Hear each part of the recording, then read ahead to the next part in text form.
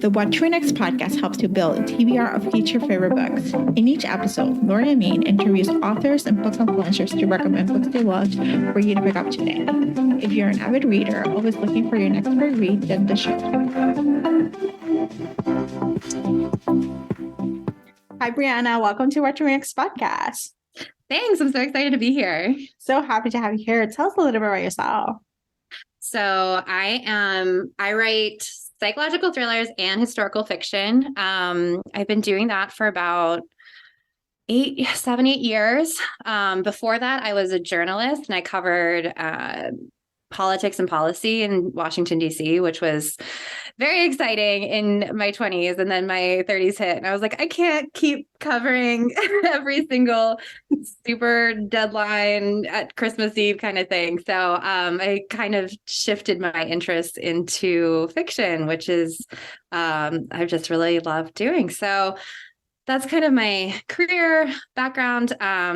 I live in Asheville. I have a puppy named Jinx who is 1 year old and sleeping, so he's not going to disturb us. There we go. So what was the transition like for you to move into fiction? And you have psychological thrillers, which are, there's twisting turns and you may have to plot it out. And then you have historical fiction that you have research. So there's a little bit added components of not just I'm going to write a book. Like there's more to the book process. So what was the transition like from being a journalist to writing fiction and then even just within your niche? Yeah. So I was on the editorial side of journalism. I was doing like production and editing and all sorts of things, which I think really gave me a strong base to come into publishing, because I've heard time and again, like one of my strengths is like that I'm very editable. Like someone can give me a direction and I take it very well because I was an editor, and I've seen writers who get too attached to their own work and really push back. And it doesn't become a partnership. It becomes, a battle. And so I think that helped a lot with the foundation, but also just like you said, research is really important. Not only for the historical fiction, but I'm actually writing a thriller series right now that stars a linguist and like a forensic linguist. And I did not realize how hard linguistics was. And I'm doing like these research deep dives into like scientific journals and like trying to learn statistics. And it's just, but I do feel like having a journalism background and having that decade, then I was in college, it was my major. So it just kind of really created a foundation for that research that I need for fiction writing. I think I just love fiction writing so much because you can just create your own world. With journalism, you have to rely on so many other people, and I'm like a people pleaser. So if I like had a deadline or something and I had to rely on somebody else to get back to me, I just got really anxious. In fiction, you just get to create and rely on your own imagination. I love it. Yeah, I think it's like it's allowing yourself to just have the freedom to work by yourself, and create the worlds and imagine them and just maybe dig into this tangent and we're like, okay, well, like it's not going to affect me, in the long term, the day-to-day thing. And so with journalism, you probably have like all these other factors that are just take into account that you have to kind of like produce. And there's so many people, especially if you're covering politics, who have like a very vested interest in what you're doing. And so you have to be super on top of it, which is, of course, fantastic because that's what journalists should do. They should be really on top of it. But there's that level of stress that I shed a little bit when I left journalism, which was good. Yeah. So as we were chatting before we came on the air, you wrote your historical fiction is a very timely, book. It's the Library of Burned Books. So tell us the elevator pitch on this chat about a little bit about it. So yeah. So the pulse point of the book is this woman named Viv, and she works for the Council of Books on Wartime, which is a real organization that existed. And I kind of gave all of the like little responsibilities to Viv, and so she became this fictionalized character, but she represents people who did exist. And Her husband just died. That's on the first page, so it's not a spoiler. And one of his last letters talked about the Armed Services editions, which were paperback books that were sent to soldiers to boost morale. And he loved it, and it was like the last thing he mentioned. And so she becomes like this champion for these books that are being attacked by a powerful senator who wants to censor them because he has a grudge against Roosevelt. So he wants to get political points, but he's kind of dressing it up as, protecting the taxpayer money from propaganda, political propaganda. So she kind of goes to battle against this powerful senator. And as she does, she discovers these two women, and they have intersecting histories. But they were both in Berlin in 1933 during the book burnings. And one of them worked at a library that protects the books the Nazis wanted to burn, which is where the title came from. And so all of their fates kind of intertwine into a cinematic finale.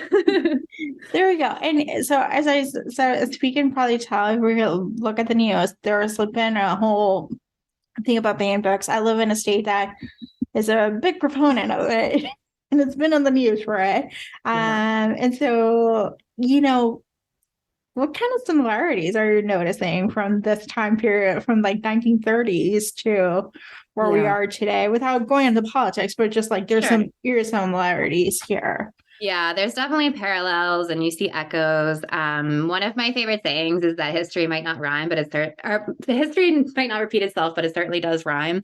And so I think, I started writing this book in 2020. And so we weren't really at the fever pitch we are right now. I hope this is as bad as it gets, but we weren't there yet. But you can just see it, like the drum beats of fascism are just really consistent.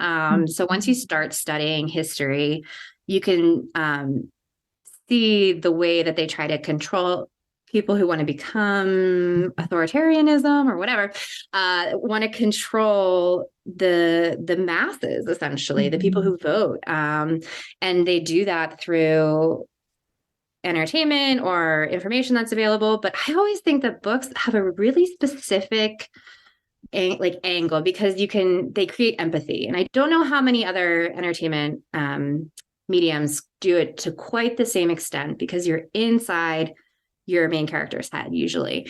And that really creates a unique empathy for other people, other cultures, other religions, all sorts of stuff. And so when you have that, you don't get to control the people who are, who are having this expanded worldview as well. And so to control that, you have to control what books they read. And so I think you're seeing the same thing there. I think another startling and important thing to point out is they also went after queer creators, books, research. There was an institute, one of the first institutes they raided for the 1933 book burnings was an institute that studied transgenderism, queerness, women, everything like that, decades ahead of its time.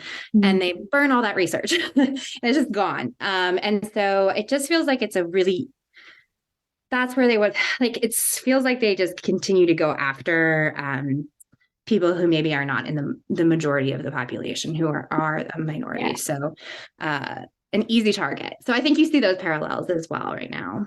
Yeah, it's fascinating to see it and to be like, holy crap, this could be fiction, and this is reality, like this is the reality we're today. And so I think it's important to look at books and their books gives us not only an escape, but they teach us about other people's experiences, identities, way of living, how they make choices, decision making, and different things. And I know they're blaming on pornography. I'm like, yeah, romance is pornography. I'm like, yeah, no, it tells you how to have a healthy relationship and how your sexuality, embracing it and all the different things. It's not, we're so puritanical.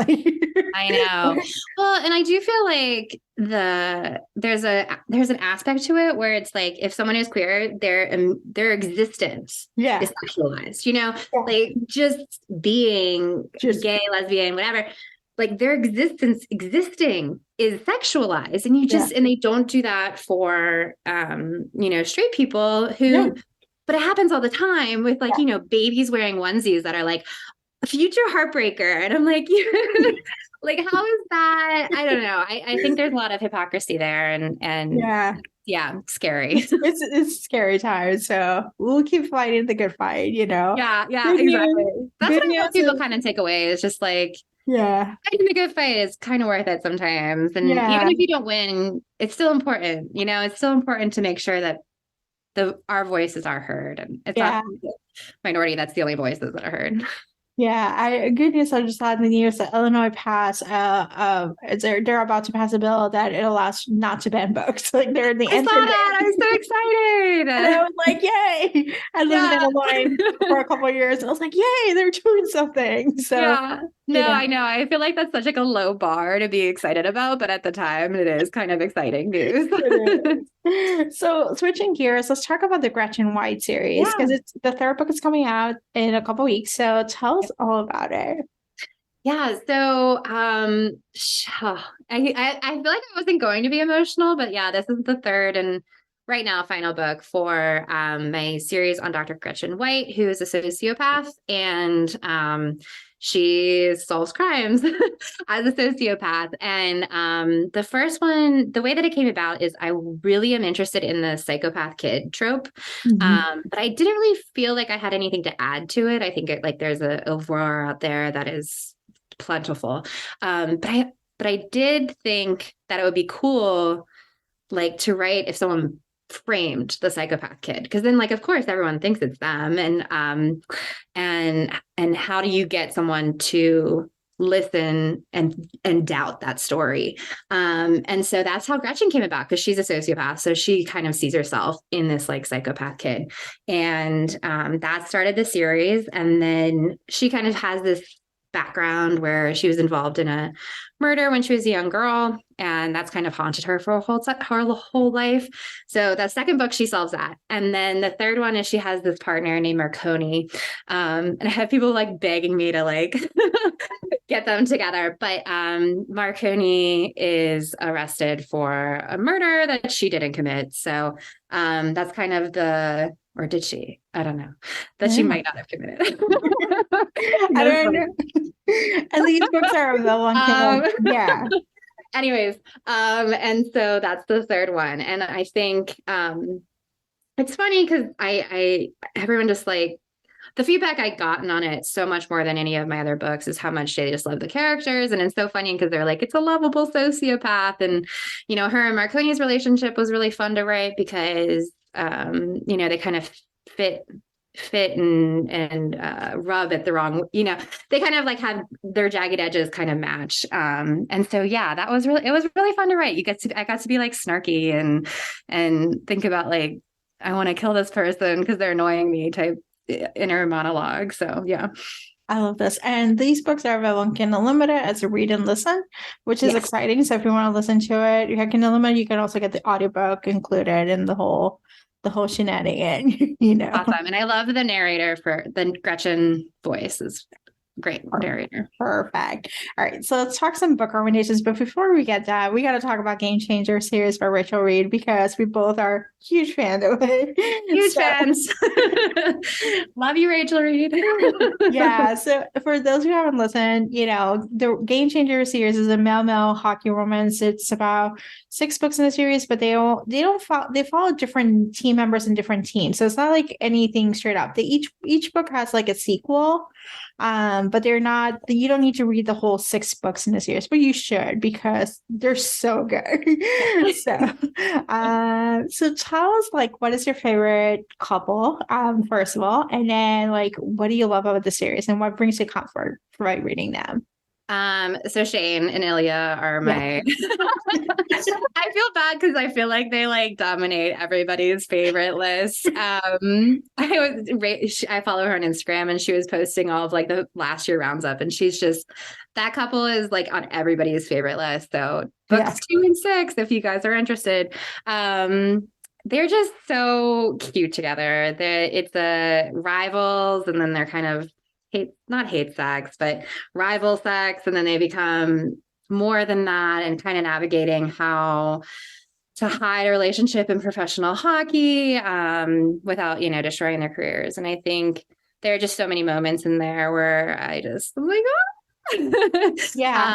But I also really think she really tackles some deeper issues like anxiety and mental health, depression. I really like the book with oh my God, I'm going to blank on his name. The big tough enforcer guy Yeah. and the singer. Yes. Fabian, but I don't remember. Oh my gosh, I'm blanking I on his think name. it's Tough Guy. I think that's It's the tough one. guy. Yep. And he's forced to kind of beat people up for a living as the like a defender of his hockey team. And he has like a mental breakdown about it. And I think she just handles all those issues really well. And it makes it more than it just gives it another layer that I find very just like comforting and lovely to read. Yes. That series is like it has a very special place in my heart too. So I know. And I think I reread my favorite ones like a couple of times.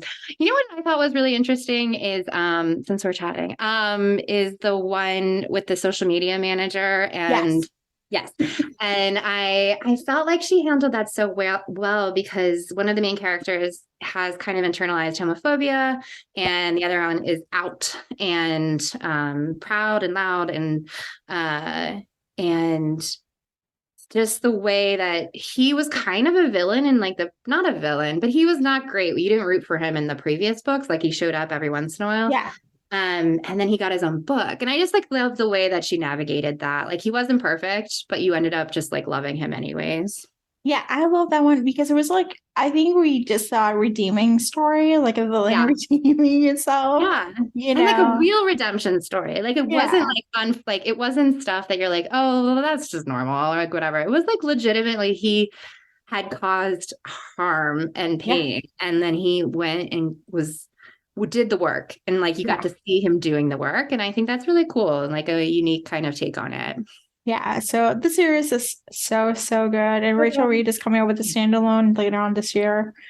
We do have an interview with her from years before. So Oh my I'll God. post it on the show notes so you can hear her talk about the series, and how Awesome. I'm going to go listen to it. and Yay. how we fangosh about Ilya and Shane. And we love every time Ilya shows up because Ilya does make it a cameo in many of the other books, which is so good. So I love it. And like you get it. I love that she like put in pieces and then in the sixth book, like you saw it in his happening, like with the plane. I won't give anything away, but yeah. the plane scare. Oh, I cry at that. I like tears. It is so good. All right, so let's try some book recommendations. What kind of books do Yeah. you recommend our listeners to pick up other than The Game Changer, which they have to add it? Well, go read that, and that will keep you busy for like a Yeah. week. I just finished. I think I answered differently earlier, but I just finished The Golden Spoon by Mhm. Jessa Maxwell, which was so fun. It was like a great bake-off clue type.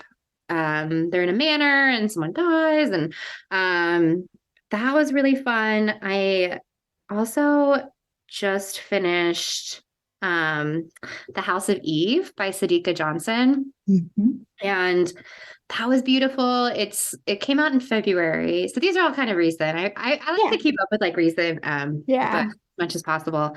But it was about two women in the 50s. They're Black women and young and they get pregnant. And again, I'm trying to like navigate spoilers, but I don't think that's a spoiler.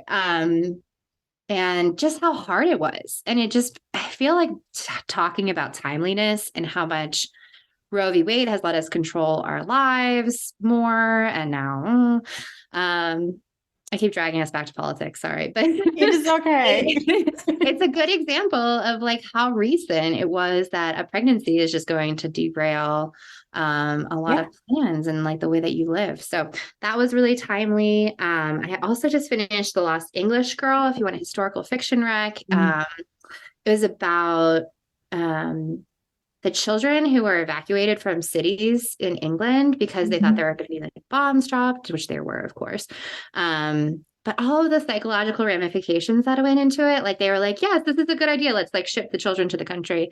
But they weren't really thinking of like the mental health of like a 6-year-old who's like suddenly torn from the house, like their home for 6 years, 5 years. And so that was kind of an interesting aspect to a World War II setting. Yeah. These are great recommendations. Okay. So thank you. So Yeah. Brianna, tell us where we can find you online. So BriannaLabuskes.com will kind of have all the links that you need to socials and stuff. I have a unique name, so like Googling something close will usually get you to my website. There we go. Thank you, Brianna, for being on the show. Yeah, of course. This was so much fun. If you enjoyed this podcast, feel free to share with friends, subscribe, rate, and review the show. This is the easiest way to support the podcast. For a list of books mentioned and other romance recommendations, please visit whattoreadnextblog.com. Did you know you can purchase audiobooks directly from your favorite local bookstore? With Libro.fm, you can pick up more than 250,000 audiobooks, including bestsellers and recommendations from real booksellers. You'll get the same audiobooks at the same price as the largest audiobook company, you know the name, but you'll be part of a different story, one that supports your local community. If you're new to audiobooks, there's a perfect way to squeeze into more reading into your busy life. Listen with the free Libro.fm app while you do your chores, walk your dog, relax at home. The What to Read Next podcast has a special offer for our listeners. Get 2 audiobooks on Libro.fm for the price of 1 with your first month of membership. Use code What to Read Next. This offer is only valid for new members in Canada and the US. Thank you so much for listening and have a great day.